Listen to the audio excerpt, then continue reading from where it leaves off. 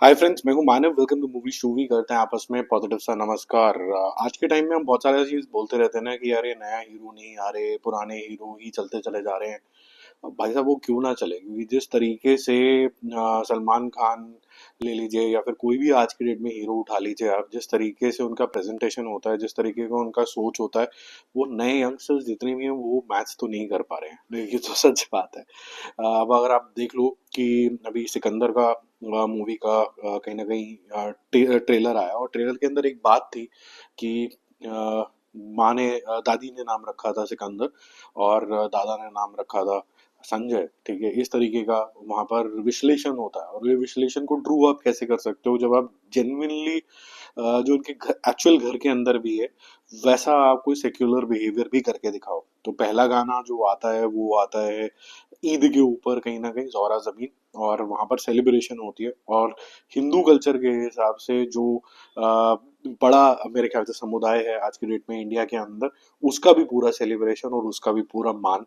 तो होली के ऊपर बम बम भोले वाला जो गाना आ रहा है, इसका टीजर के अंदर ये समझ लीजिए कि फिर से यहाँ पर नाचते गाते हुए आपको सलमान खान दिखेंगे। तो जो लोग बोलते हैं कि यार वो थोड़े से ढीले पड़ गए हैं या फिर ये सब चीज़ें की बातें शातें होती हैं, और मेरे ख्याल से तो यहाँ पर वो सबको चुप कराने वाले हैं अब सलमान खान। एक और चीज़ मैंने जो नोटिस करी है बहुत अच्छे तरीके से, स्पेसिफिकली सिकंदर के अंदर, ये मूवी का जो भी रिजल्ट निकले, लेकिन इस पिक्चर की कलर ग्रेडिंग को लेके काफ़ी ज़्यादा डिस्कशंस भी होंगी, बातचीत भी होगी, और ये भी बोला जाएगा कि कुछ इस तरीके का होना चाहिए था। जब इसका टीजर आया था, फिर टीजर टू आया था, दोनों के अंदर एक स्पेसिफाइड कलर ग्रेडिंग थी। पहले वाले के अंदर आपने देखो ग्रीनिश टोन ज्यादा थी, टील तरीके का। फिर सेकंड वाली जब आई थी तो उसके अंदर पिंकिश टोन ज्यादा थी, और उसके अंदर थोड़ा सा ज्यादा ये मामला मिलाया गया था। फिर आपने जब जोरा जबीन देखा था तो पिंक को एक और नए लेवल पे लेके गए थे, और यहाँ पर आप देखोगे तो मल्टी कलर दिख रहा है।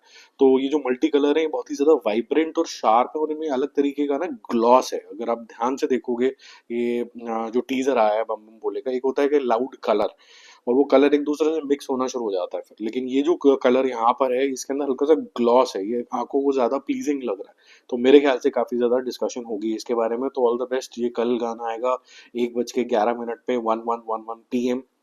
तो देखते हैं किस तरीके का ये गाना है, पैर थिरकते हैं कि नहीं थिरकते इसके अंदर, यादगार इसके लिरिक्स हैं कि नहीं है, इसके बारे में डिस्कशन करेंगे। अभी फिलहाल के लिए जो मूड सेट है वो ठीक है, और ये थोड़ा यूथफुल तरीके के जोन के अंदर लग रहा है।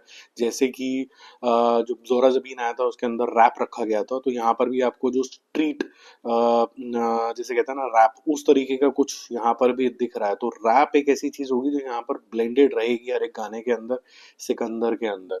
तो अब आगे चलते हैं। इन्हीं का दोस्त यानी कि सलमान खान का दोस्त सनी देओल, इनकी भी एक मूवी आ रही है जाट, और उसको लेके भी काफी ज्यादा एक्साइटमेंट है, क्योंकि कहीं ना कहीं जो रियल हीरो था जिसने कभी भी एक्शन का साथ नहीं छोड़ा था वो था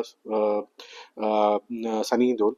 और सनी देओल के साथ ये एक प्रॉब्लम है कि यार कितना बड़ा मिशन इज अ बड़ा mission for him, because he can defeat anybody, any villain is a small villain in front of him. तो जो उनकी पहले पिक्चरें चलती थी, घातक ले लीजिए, घायल वगैरह ले लीजिए, उसमें अमरीश पुरी टाइप के या फिर डैनी जैसे किरदार हुआ करते थे, तो ऐसा लगता था कि वो चैलेंजिंग है। उसके बाद वो चैलेंजिंग लगना बंद हो गया कि यार अब क्या चैलेंज आएगा। तो आज रणदीप हुडा का जो यहाँ पर ग्लिम्स आया है, और 10 सेकंड का ही है चाहे, उसमें वो बोलता है रणदीप हुडा कि मुझे अपना नाम बहुत प्यारा है, राणा तुंगा। 1 मिनट के लिए लगा बैट्समैन की बात हो रही है, लेकिन वो काफी इफेक्टिव तरीके का डायलॉग डिलीवरी है। ऐसा लगता है कि ये एक बड़ा चैलेंज दे देगा सनी देओल को, क्योंकि वो खुद भी एक तो थोड़ा जाट कैरेक्टर है, रणदीप हुडा, तो उनको उस तरीके का बिहेवियर काफी अच्छे तरीके से पता है कि कैसे दबंग बन सकते हैं। क्योंकि जाट में एक चीज बड़ी श्योर होती है कि ये जो कम्युनिटी है ये थोड़ी दबंग टाइप की होती है, तो थोड़ी केयरफ्री टाइप की होती है। इसका मतलब नेगेटिव नहीं है, मतलब दिलेर कौम जैसे बोलते हैं ना वैसी होती है। और जब ये दिलेरपन सही काम के लिए यूज होता है तो मेरे ख्याल से कम्युनिटी का भी नाम जो होता है वो रोशन होता है। कुछ अप एंड डाउन हर एक कम्युनिटी के अंदर होता ही है। आई एम श्योर इस पर्टिकुलर मूवी से इस कम्युनिटी का नाम रोशन ही होगा। तो ओवरऑल बेसिस पे मुझे ये जो ट्रेलर मैंने देखा, टीजर देखा, या फिर आप ले लीजिए ग्लिम्स, जैसे भी इसको डिफाइन कर रहे हैं, कैरेक्टर का इंट्रोडक्शन, जो भी आपको शब्दावली यूज करनी है इसके लिए, इंटरेस्टिंग लगा। मुझे लगा कि Randeep Hooda is a very capable artist who can give scares to lot of good actors like Sunny Deol. तो जब तक सिचुएशन ऐसी नहीं क्रिएट होगी कि स्केयर है जेन्युइन सा, तब तक आप ये भी नहीं मानोगे कि सनी देओल को थोड़ी डिफिकल्टी आ रही है। अदरवाइज तो सनी देओल सबको ही पेल पाल के निकल जाएगा। तो ये जो डिफिकल्ट बनाने के लिए डिफिकल्ट कैरेक्टर भी चाहिए था, जो मेरे ख्याल से गुड कास्टिंग। तो all the best to the Jaat team. और ये बहुत ही आसपास ही आ रहे हैं, 30-31 को आ जाएगी आपकी सिकंदर, और फिर 10 तारीख को, 10 अप्रैल को आ जाएगी आपकी जाट।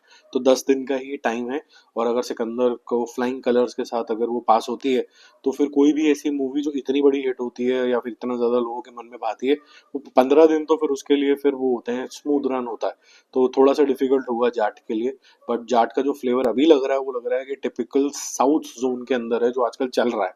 और डायलॉग शानदार हैं, एक्टर्स शानदार हैं, मसाला शानदार है।